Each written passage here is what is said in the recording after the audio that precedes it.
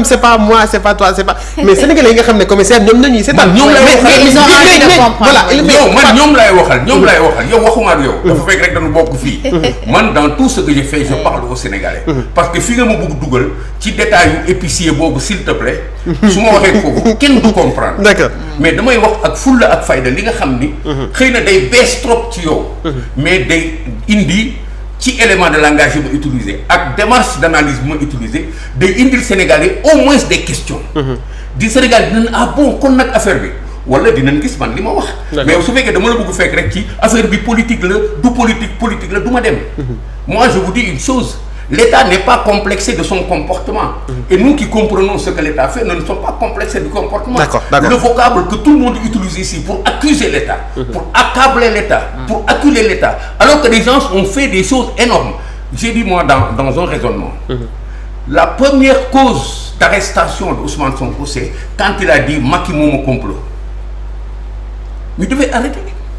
D'accord. ci affaire Adji Sarr. dinañ ci bu ñu ci progresser parce que dès qu'il a dit ça, je vous donne un exemple seulement pour vous dire jusqu'à quel point on est distant de manière d'approcher les questions. Et vous vous posez la question de savoir pourquoi arrêter wuñ ko boobu ba léegi responsabilité étatique. L'État ne peut pas créer le désordre. L'État doit veiller sur l'ordre, la sécurité et la tranquillité. D'accord. suñ ci duggee dinañ comprendre.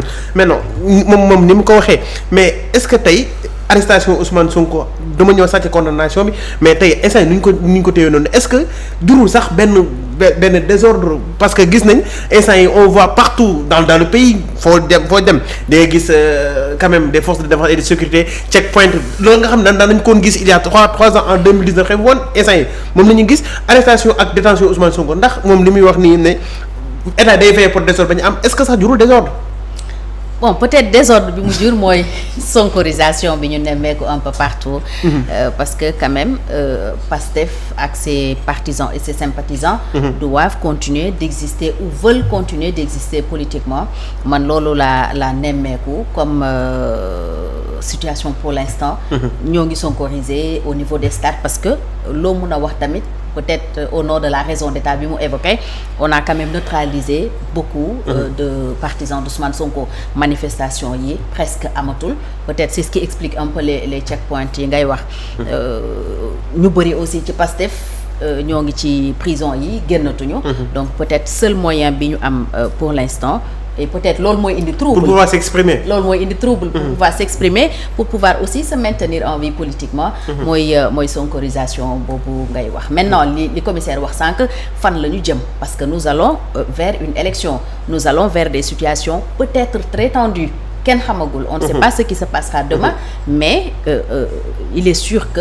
peut-être de l'autre côté politiquement on se prépare suñu déggee yenn discours yi ku mel ni Ngagne Demba Touré bi mu exilé woo il a quand même expliqué un peu les raisons ni que c'est pour mieux travailler c'est pour mieux s'organiser peut-être fii ils sont tellement fermés coincés nañu leen sës nañu leen ci mur bi pour l'instant ils peuvent pas faire grand-chose mais reste maintenant à savoir d'ici 2024 qu'est-ce qui va se passer mais lu ñu mën a wax tamit mooy instant bi le pays est calme amagul lenn loo xam ne ay signaux la xëy na nag ñoom les spécialistes de la sécurité wala les renseignements ñoom am nañu yenn xibaar mais au-delà de peut-être les manifestations politiques par-ci par-là on n'a pas constaté grand-chose. Cheikh Sonko jàpp nañ ko daan nañ ko sax xëy na manifestation au début amoon na mais jamono ji nag comme l'a dit commissaire dafa mel ni état li doole ji moo amoon jëfandikoo naka de telle façon que ne réew mi désordre amu ci mais laata sax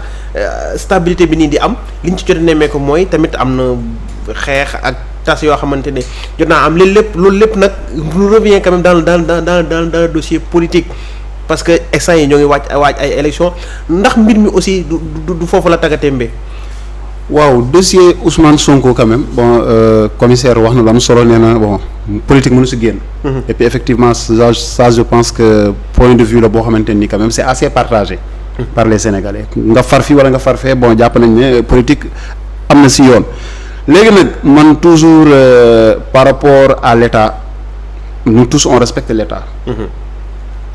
mais État aussi à un moment donné comme du ma d'accord ak commissaire tout le temps par rapport ak question boobu noonu. man gëmuma État def lu ko neex. man gëmuma loolu. mais su nekkee comme ni ma ko waxee nag mënuma gëm loolu. mais su nekkee tey état moo ñu réussir ñun ñëpp tey su gisee loo xamante ne mu ngi ñëw war naa ci Sénégal nekk lu baax état war ko gàttal. Excuse-moi, tu sais, bon, il est arrivé parfois dans certains cas, pas forcément peut-être au Sénégal, que état wax invoquer la raison d'état pour des choses qui sont carrément fausses. Am na. On a vu que nu mu tudd les Américains, Colin Powell génn na fii wax mais il y a des armes de destruction massive en Irak. Ils sont partis, ils ont attaqué l'Irak. Qu'est-ce qu'on a découvert en Irak? Kenn gisu fa arme de destruction massive. Qu'est-ce que Emmanuel Macron n'a pas, c'est Sarkozy. Qu'est-ce qu'il ne nous a pas vendu malgré même amutoon résolution Nations Unies mu dem attaquer Libye? Qu'est-ce qui se passe en Libye aujourd'hui?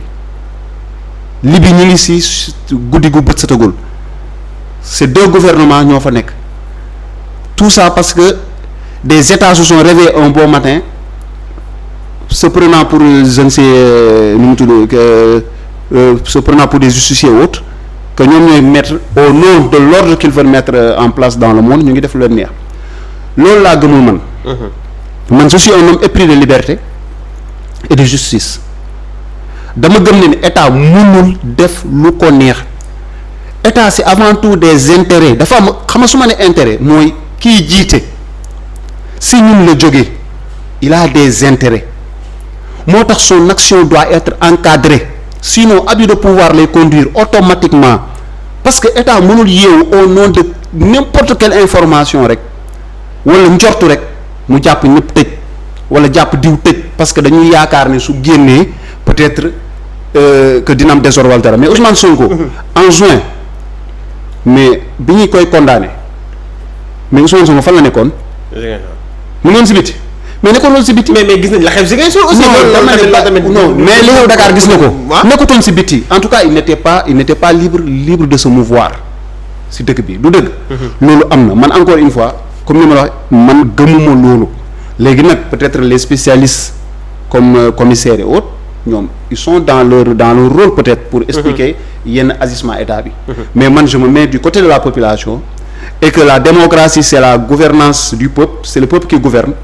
ñun ñoo jël suñuy nu mu tudd ay ni ñu bëgg ni ñu dundee tout ça jël yëpp dénk ko benn nit ne ko doxalal muy gérer réew mi nañu yaakaaree noonu la ko war a mën a gérer maintenant il doit rendre compte effectivement dama jàpp ne Ousmane Sonko comme ni nga wax depuis mu nekk prison ba léegi.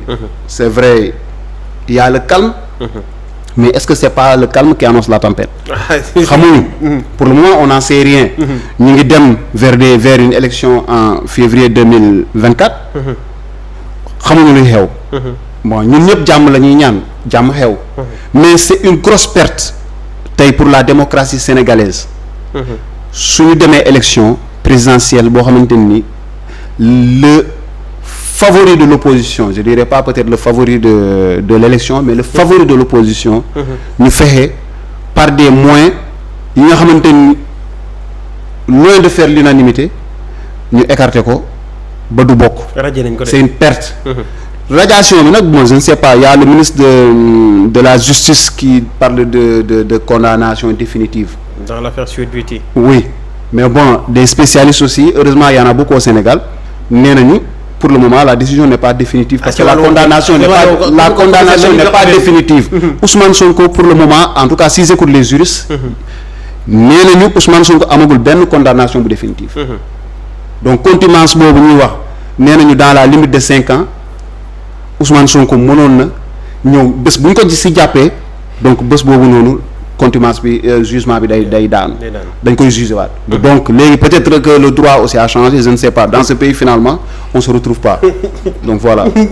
D'accord commissaire point boobu daanaka moom moo nekk suñu point de transition ni nga xamante ne dossier Sweet Beauty bi nga xamante ne moo indi radiation Ousmane Sonko ba jamono ji comme il l'a dit du mën a bokk ci élection présidentielle 2024 te loolu nag instant yi nii waa Pastef soo doon waxee ne Ousmane Sonko du bokk élection présidentielle comme ni ma ko waxee est-ce que on va vers quand même à des lendemains incertains ci suñu wàllu bopp tamit ci wàllum sécurité.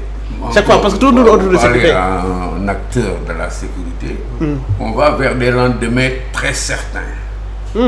Parce que tout cela nous invite à des attitudes de responsabilité. yéen journalistes yi d'abord ci approche bi catastrophisme bi du analyse parce que vous dites une chose vous ne décryptez pas du ngeen dégoupiller neutraliser et c'est votre rôle de contribuer à ce que ça se passe comme ça vous dites bon ça va se passer li moo nekk ci biir vers des lendemains incertains ça veut dire que ça va exploser. Du côté de l'État. mais loolu suñu xoolee parce que ñoom déclaration. ñoom loolu la ñu wax. vous voyez les attitudes vont différer. li ngeen gis li fi xew depuis toujours l'État voit ça vit ça avec vous avec la posture de responsabilité bi nga xam ne quel que soit ce qui va arriver. l'État vous renverra à ce qu'il dit. Les situations vont se gérer. Quel que soit le point de vue que les gens peuvent avoir sur Ousmane Sonko du nekk candidat. mais l'État est conscient de ce que dégg na li ngeen di wax même bu fekkee dafay nelaw. que ça va risquer de créer des explosions. mais la responsabilité de l'État encore une fois de manière constante et permanente c'est de faire en sorte que quel que soit ce qui arrive. les citoyens puissent vivre tous les événements.